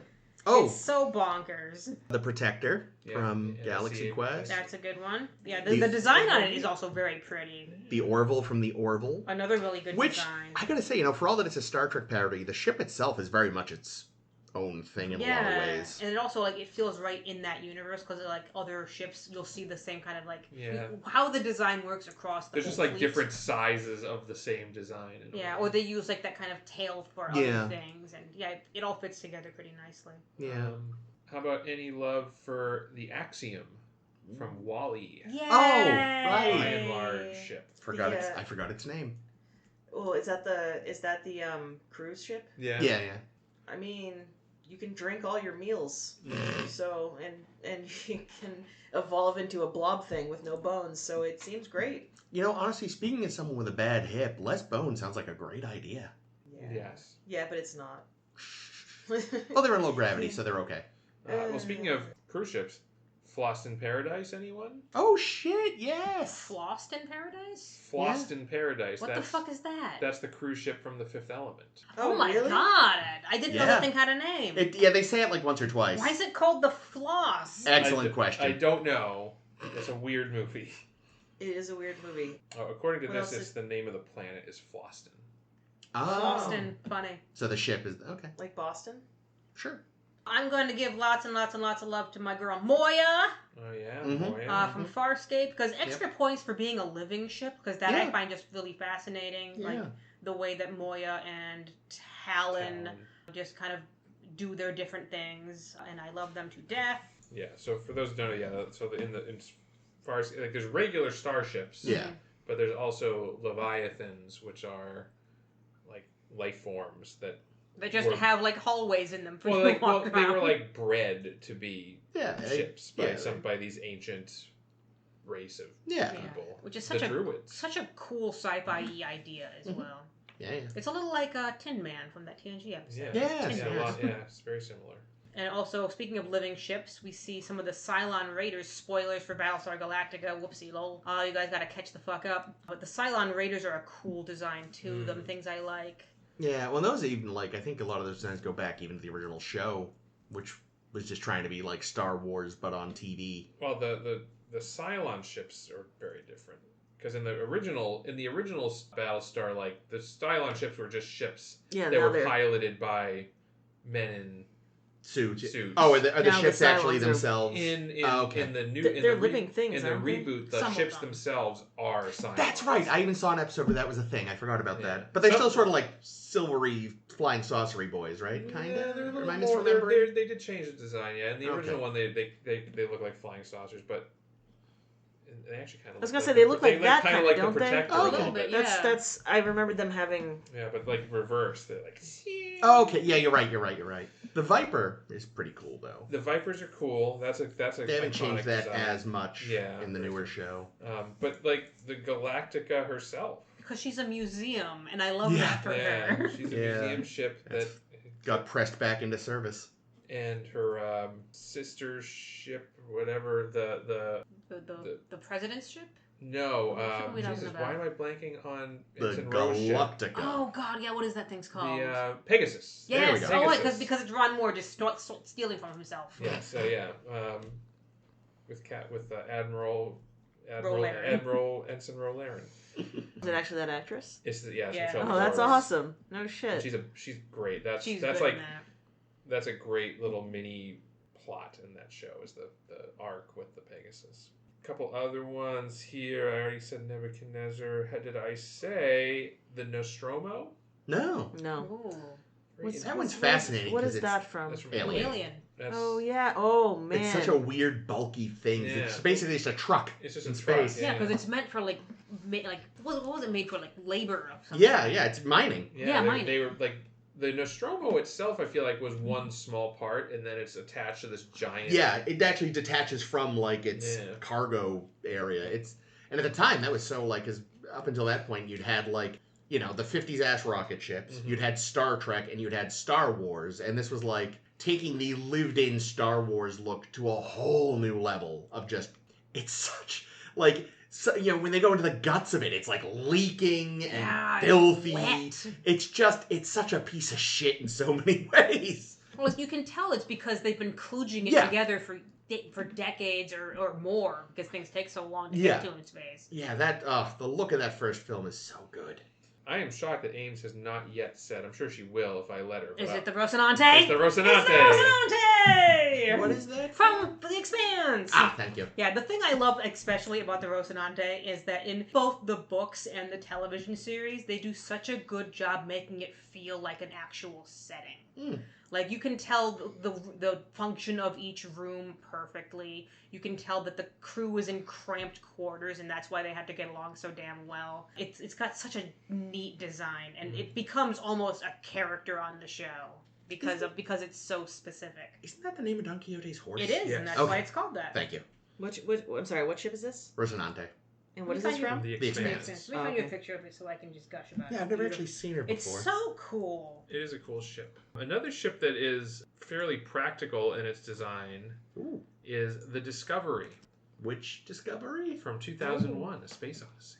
Ah. I did not That- know that was the name of the ship. I didn't know it either until I looked up earlier today. That's What was funny. the name of the ship from More 2001? Apparently, it is called the Discovery, and it is That's it's a funny. ship that they take to Jupiter. To get more stupider.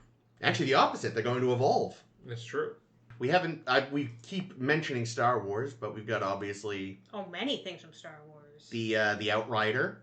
Or is it Outrunner? From From Shadows of the Empire. I think it's the Outrider. Yeah, the Outrider. That's a fun one. Twist on the Millennium Falcon. Some might argue the prettier one. Yeah, but of course we have the Falcon itself, and my personal favorite ship, maybe not my favorite ship, but one of the ships I enjoy from that movie, or one of those movies, is the Super Star Destroyer that Darth Vader has in his ship in the second movie. The Executor. Empire. Huh. It's fucking huge. Yeah. Because they have, so you see all these capital ships, these big Star Destroyers that, like, the opening shot of the original Star Wars is, you see the ship, Princess Leia's ship, fleeing, and then you see the giant fucking Star Destroyer pursuing it, and, like, that's like, oh my god, that ship's so big. And then when they introduce the Executor in The Empire Strikes Back, they introduce it by showing all these Star Destroyers, and then this shadow comes, like, they just start getting shadowed, and then they show the thing, and it's like good sense of scale. 100 times larger than any of them. And you're like, holy shit! And then that crashes into the Death Star 2 and it looks in tiny. Jedi, and it seems so small. Yeah. It's like just escalation. Always a bigger fish. It's God. Of course, I know the fucking name. They never say it in the movies, but I know it. Everything has names in the Star Wars canon. I don't even know if they say Even if Super you don't Star hear Destroyer. I think they just say there's a ship. Yeah. I really like that nonsense mobile that the Jawas are driving. Oh, the Sandcrawler. Yeah. Oh the yeah, Jawas those things. Yeah, I love that thing. It's stupid, It's not, but I love it. for all of those films are not great, I do love the little Naboo starfighter. It's so pretty. I think it's the N1. I'm like 90% sure. Well, even if it's not a practical form of transportation that you would use to get from A to B, I'm going to throw Pod Racer. Oh yeah, they're cool as a concept. Because they're very cool. But they're only used... Oh, come on, Caitlin. The game is a classic. Pod Racers are cool. There's a pod racing game that I thought people the love. pod. Oh, I thought it was terrible. I thought you were being sarcastic. You don't no, like... No, people like that I haven't game. played it. It's the Superman game that was terrible. Yes. Yeah. Was there a Star Wars game that was really? I mean, it's probably. There's plenty so of many them. Star Wars games, so There's some many were Star terribly Wars. bad. But no, generally, that's the funny part, is the movies aren't great, but a lot of the games that grew out of them as tie-ins are considered pretty good. Yeah. What else did I have? Oh, here's one. The Icarus from the film Sunshine. Never seen it. Oh, we should really watch. That's a really good Sunshine. film. It's got Cillian Murphy. Love him in that. A bunch of cool people. That's a remake, right? No. It's got one You're of the thinking of Chris's. Solaris. Yes, I'm thinking With, of Solaris. Either Chris Hemsworth or Evans, one of them. Isn't it Killian? I don't know. I don't know. No, I think it is Killian. might I think be. I No, looked up actually and- it is. I just watched The Great North where they talk about it. They do. It's Killian. And Sorry. that's called the Icarus, Jake? The Icarus. Nice. Column? Really? God, the day we all realized that because of the fucking documentary. Oh my god, the worst. We were like, who the We've been fuck? calling it Colm for years. Yeah. No, I started watching Pen Pals, which is a cartoonist drawing things together thing on YouTube, which is funny because Pizza Cake's in it, and I love her. And it's also featuring a guy named Colm from Ireland. Nah. And it's a cheese.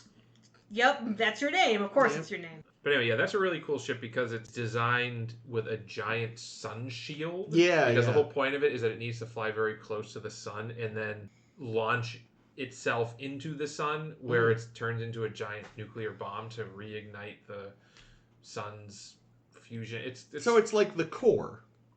It's like the core, but the sun. Yeah. Yeah. The core ship. That's a sci-fi I never vehicle. saw that. Neither No. have I. I think it's just a sphere. Dumb movie. Is But it the one we watched the other night? the Flight of the Navigator. Yeah, Max. Max. Oh, that weird looking thing. Ty Termaxian or whatever his name is. Pee Wee Herman.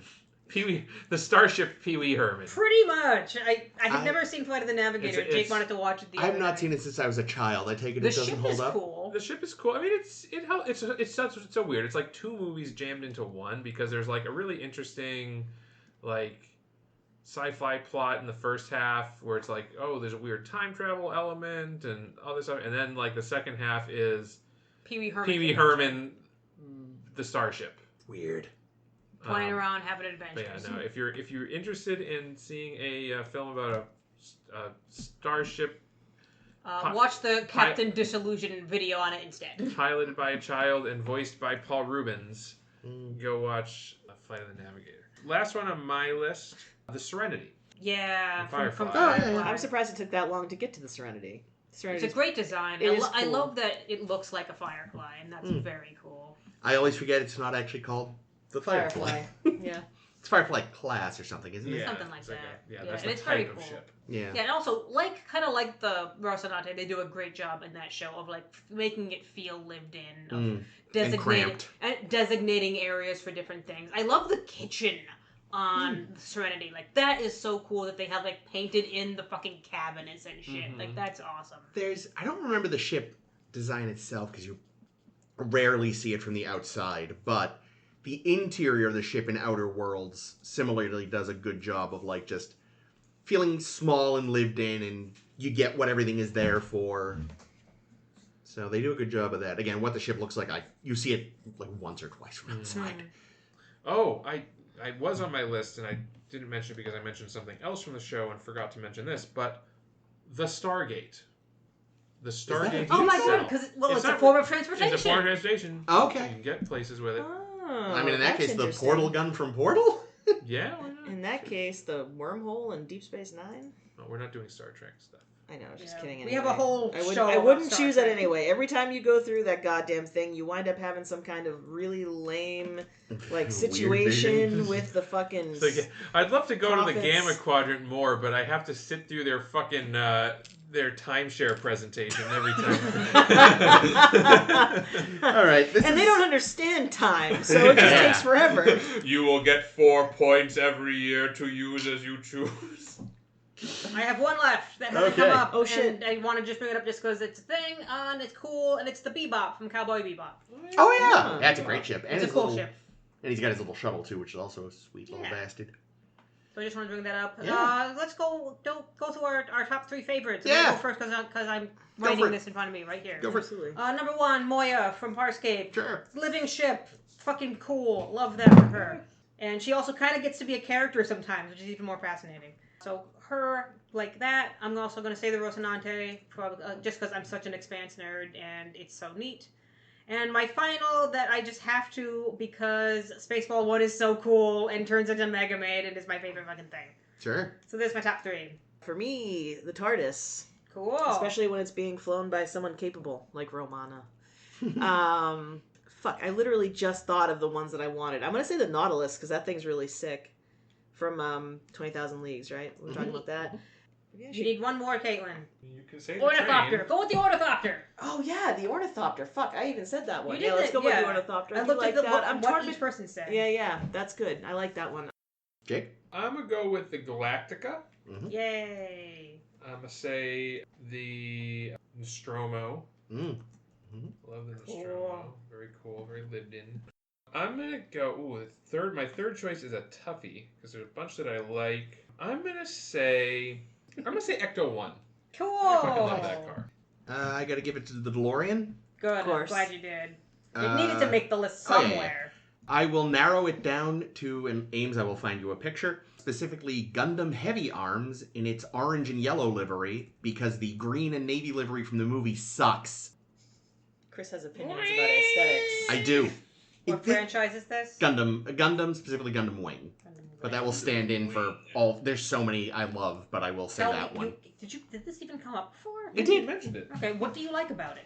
It's cool. It's a mech. Oh yeah, I just love a mech suit, they're so cool. Okay.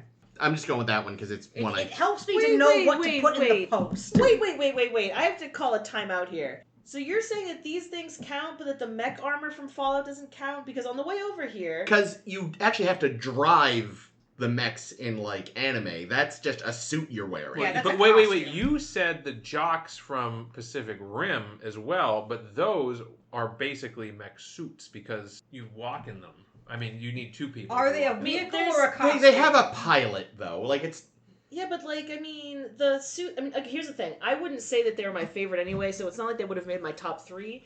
But, like, there's hydraulics in that thing helping you move it, and it can fly. So... I mean, if you have the right skill tree, yeah. I think it's too... If One you're to- not... If you're not Titus or Maximus and you don't drive it like a fucking shopping cart. But yeah, I guess, I don't know. That's a whole different discussion. I personally don't think that counts as a vehicle. Well, A form of transportation is the category. Well, I don't think it counts as that either. It's armor that has like jetpack in it, and that needs a power cell for you to move. Oh fuck! Now it's brought up the Rocketeer's rocket pack. Oh yeah. Well, that doesn't count. That is a clothing accessory. Yeah. Does that count? I don't know. That Do you see? see that's a whole different discussion. We can have that another time. The DeLorean, Gundam Heavy Arms, and fuck, I need a third. Well, It's Planet Express ship. Yay! Bessie, Oh, apparently. Bessie! Is that also the name of Doctor Who? Third Doctor's car, yes. Car. Damn it! I meant to mention that when you guys said that, but then I was. She has an overbite, just like all other Matt Groening characters.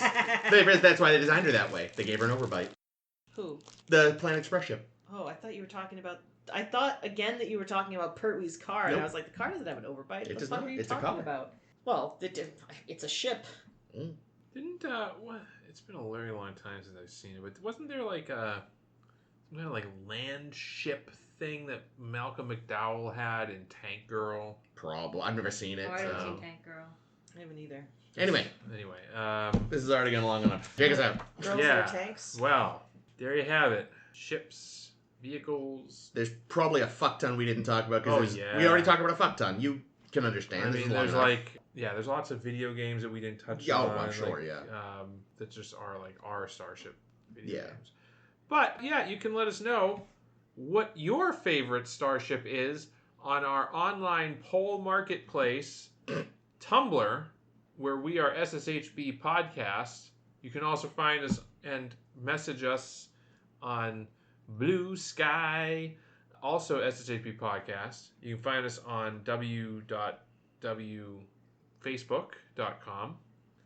And you can also download our podcast, which we do a weekly podcast about Star Trek, which you're listening to right now. So you can find more of this on our SoundCloud, on YouTube, Apple, Spotify, and other podcasts.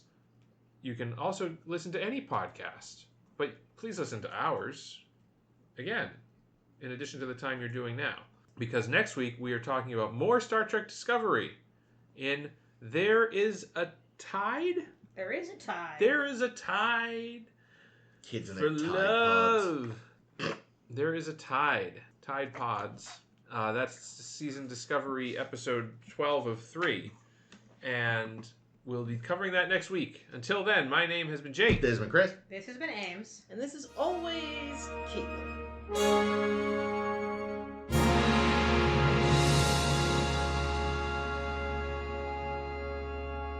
Can't go on all these Batman tangents. Batmangens. Okay, that was good. I like that.